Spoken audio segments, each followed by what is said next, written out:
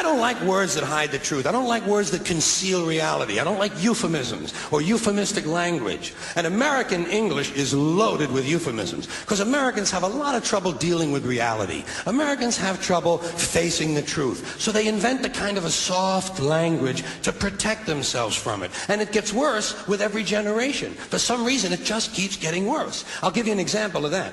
There's a condition in combat. Most people know about it. It's when a fighting person's nervous system has been stressed to its absolute peak and maximum, can't take any more input. The nervous system has either snapped or is about to snap. In the First World War, that condition was called shell shock. Simple, honest, direct language. 2 syllables. Shell shock. Almost sounds like the guns themselves.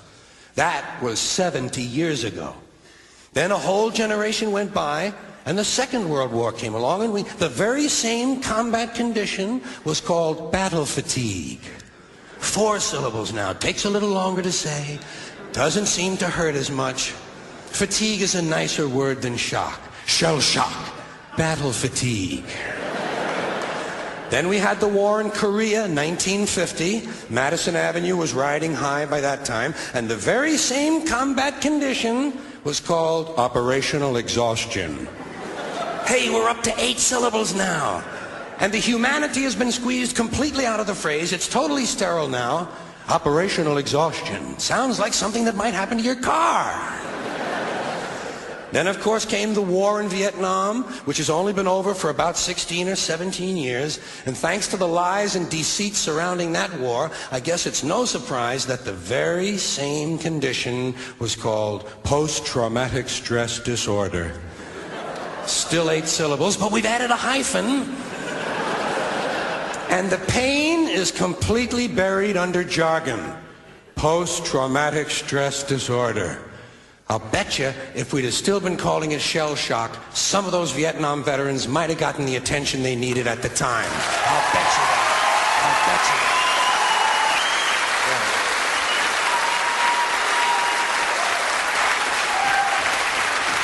that. But it didn't happen. And one of the reasons is because we were using that soft language, that language that takes the life out of life. And it is a function of time. It does keep getting worse. Give you another example. Sometime during my life, toilet paper became bathroom tissue. I wasn't notified of this. No one asked me if I agreed with it. It just happened. Toilet paper became bathroom tissue. Sneakers became running shoes. False teeth became dental appliances. Medicine became medication. Information became directory assistance. The dump became the landfill. Car crashes became automobile accidents. Partly cloudy became partly sunny. Motels became motor lodges. House trailers became mobile homes. Used cars became previously owned transportation. Room service became guest room dining. And constipation became occasional irregularity. When I was a little kid, if I got sick, they wanted me to go to the hospital and see the doctor. Now they want me to go to a health maintenance organization or a wellness center to consult a healthcare delivery professional. Poor people used to live in slums. Now the economically disadvantaged occupy substandard housing in the inner cities. And they're broke. They're broke. They don't have a negative cash flow position. They're fucking broke. Because a lot of them were fired. You know, fired. Management wanted to curtail redundancies in the human resources area. So many people are no longer viable members of the workforce. Smug, greedy, well-fed people have invented a language to conceal their sins. It's as simple as that. The CIA doesn't kill anybody anymore. They neutralize people. Or they depopulate the area. The government doesn't lie. It engages in disinformation. The Pentagon actually measures nuclear radiation in something they call sunshine units. Israeli murderers are called commandos. Arab commandos are called terrorists. Contra killers are called freedom fighters. Well, if crime fighters fight crime and firefighters fight fire, what do freedom fighters fight? They never mention that part of it to us, do they? Never mention that part of it.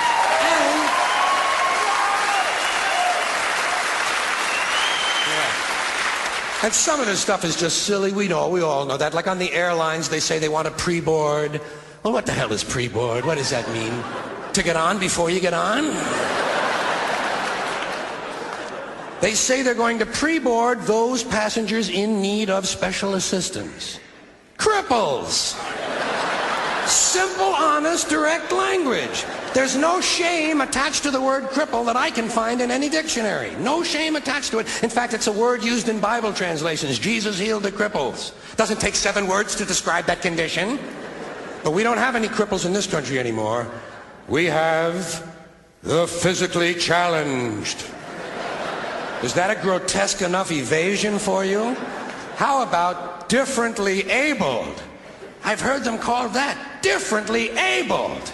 You can't even call these people handicapped anymore. They'll say, we're not handicapped, we're handy-capable. These poor people have been bullshitted by the system into believing that if you change the name of the condition, somehow you'll change the condition. Well, hey, cousin, doesn't happen. Doesn't happen. We have no more deaf people in this country, hearing impaired. No one's blind anymore, partially sighted or visually impaired. We have no more stupid people. Everybody has a learning disorder. Or he's minimally exceptional. How would you like to be told that about your child? He's minimally exceptional. Oh, thank God for that. Psychologists actually have started calling ugly people those with severe appearance deficits. It's getting so bad that any day now I expect to hear a rape victim referred to as an unwilling sperm recipient.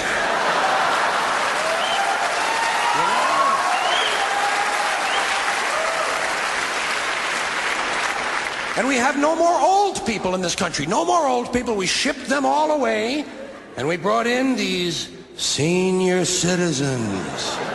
Isn't that a typically American 20th century phrase? Bloodless, lifeless, no pulse in one of them, a senior citizen. But I've accepted that one. I've come to terms with it. I know it's here to stay. We'll never get rid of it. That's what they're going to be called, so I'll relax on that. But the one I do resist, the one I keep resisting, is when they look at an old guy and they'll say, look at him, Dan, he's 90 years young. Imagine the fear of aging that reveals. To not even be able to use the word old to describe someone, to have to use an antonym. And fear of aging is natural, it's universal, isn't it? We all have that. No one wants to get old, no one wants to die, but we do. So we bullshit ourselves. I started bullshitting myself when I got to my 40s. As soon as I was in my 40s, I'd look in the mirror and I'd say, well, I guess I'm getting older. Older sounds a little better than old, doesn't it? Sounds like it might even last a little longer.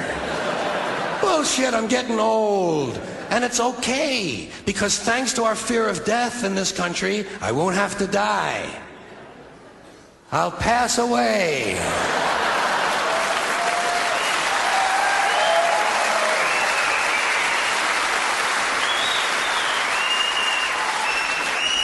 Or I'll expire like a magazine subscription. If it happens in the hospital, they'll call it a terminal episode. The insurance company will refer to it as negative patient care outcome. And if it's the result of malpractice, they'll say it was a therapeutic misadventure. I'm telling you, some of this language makes me want to vomit. Well, maybe not vomit. Makes me want to engage in an involuntary personal protein spill.